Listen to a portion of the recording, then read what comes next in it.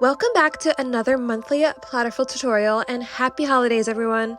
This is truly my favorite time of year to create charcuterie boards, and I'm so excited to walk through this month's festive kit with you guys.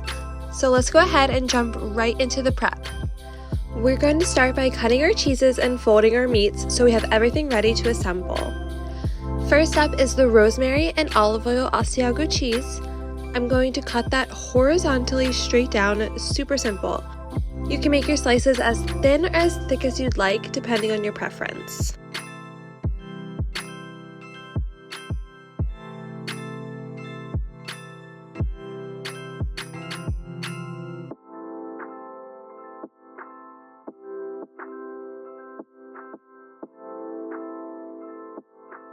Once it's sliced, I'm just going to gently lay the pieces on top of each other. They'll look really pretty once we place them on the board.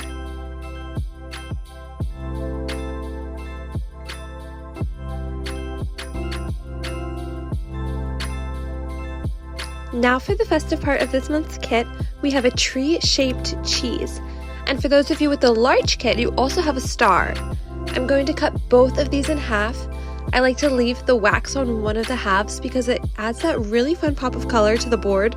And for the other half, go ahead and remove the wax since it's not edible.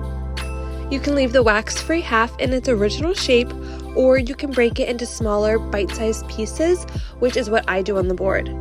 When I place everything down, I like to surround the half with the wax with those bite-sized pieces. And for guests, I always will add like a little knife in with the shaped half so they can easily break off what they'd like.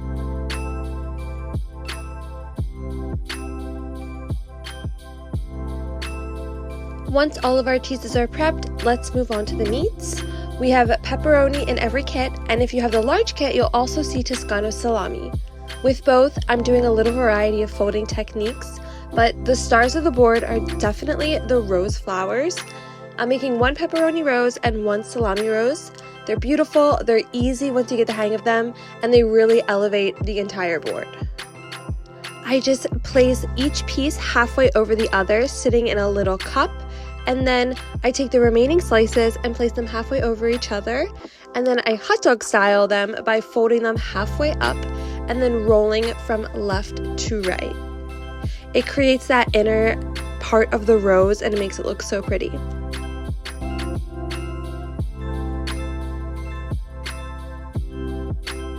With whatever pepperoni I have left, I'm just folding it in half and then folding another piece in half, laying them on top of each other and then folding them in towards each other. This makes a ribbon effect.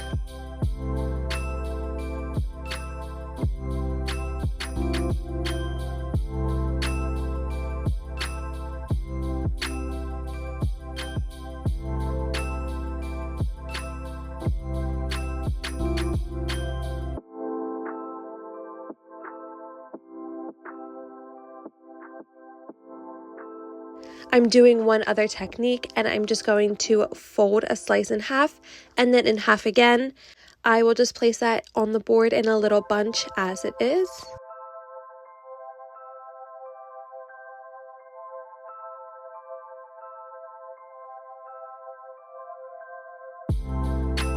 I am going to do the same thing with the salami, starting off strong with a salami rose. I show here that you can also use a different type of little glass bowl. Honestly, anything works as long as it's like a circular shape. I'm just placing each slice halfway over the previous one. This meat is a little bit bigger than the pepperoni, so it will be a little bit of a bigger rose, but that's totally fine. It still works perfectly. I like to stick my finger down in the center to kind of open up the middle part. And then I do the same thing again, placing the slices halfway over each other, folding them up hot dog style, and then folding them in left to right to get the inner part of the rose. With the remaining slices, I'm just going to fold them halfway up and then halfway over again, and then put them in little bunches around the board. Stay tuned to watch how I assemble both versions of this month's board. If you have the large kit and want to jump ahead, feel free to skip forward about a minute or so to the build portion. We hope you enjoy your Platterful kit, not just eating it, but also the time spent crafting it.